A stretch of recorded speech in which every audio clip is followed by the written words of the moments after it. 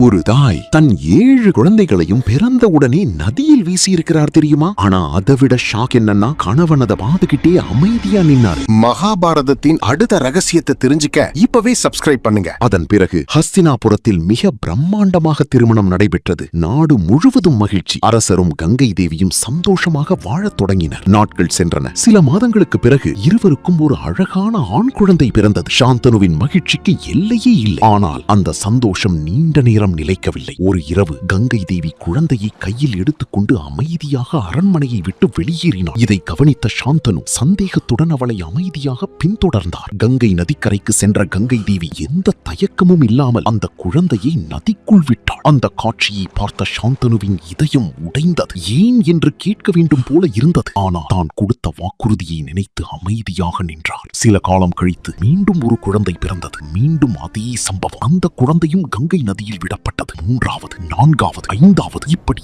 7 குழந்தைகள். ஒவ்வொரு முறையும் சாந்தனுவின் மனம் சிதறியது. வெளியில் ஒரு அரசனாக இருந்தாலும் உள்ளுக்குள் தினமும் உடைந்து கொண்டிருந்தார். ஆனால் 8வது குழந்தை பிறந்த இரவு சாந்தனுவால் அமைதியாக இருக்க முடியல. அந்த ஒரு கேள்வி முழு மகாபாரதத்தையே மாற்றப் போகுது. அடுத்து என்ன நடந்தது தெரியணும்னா பார்க்கணும்.